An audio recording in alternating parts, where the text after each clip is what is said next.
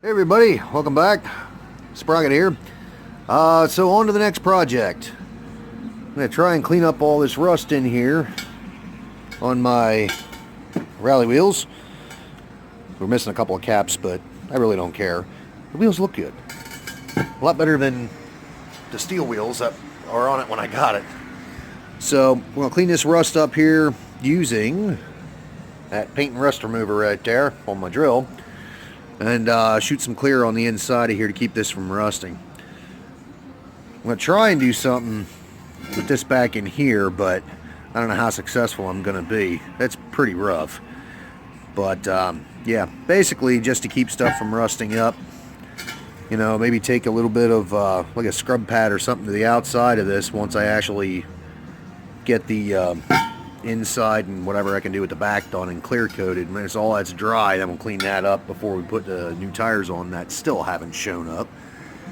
But anyhow, we'll get to it. And so there's kind of a before and after. Now, this here paint and rust remover, this thing, if you're wanting it to be smooth, do not use this. This is literally what it's for, is to remove paint and rust. It's kind of like using 60 grit sandpaper. It's about the same coarseness. This is just strictly to remove all the heavy stuff so that when you go to prep it for paint, you would use finer and finer, you know, to get a nice smooth surface. Now in here, I'm not really as worried about it. So, like I said, this is just to remove all that stuff to prevent it from rusting. And the other thing is, right here and right here, that's where your tire beads sit, and they need to be able to seal right there. So that's the other reason for doing this and then clear coating it, is to make sure that you don't have any leaks when you put the tire on at the bead. Alright, so one thing that it makes this process a little bit easier, if you look right there, that's where the valve stem sits.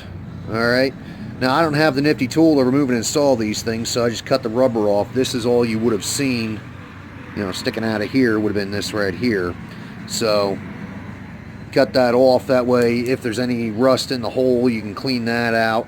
Plus you should be replacing these anyway when you put new tires on. Just, it's a few dollars and it's worth that extra little amount to ensure that they don't leak either. Alright, well, as you can see, got the whole inside here all cleaned up. It's shiny. So what I'm going to do now is I'm going to take a scuff pad to this just to be sure I don't have any residual, and throw a coat of clear, couple of coats maybe of clear coat on there just to be sure, hopefully, seal it up and it won't do any more rusting.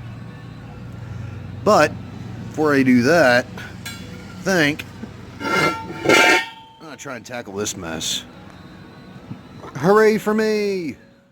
Alright, so after a lot of work, this is what the inside of the wheel looks like. It's the best I can get it with what I have anyway, because I don't have a sandblaster. So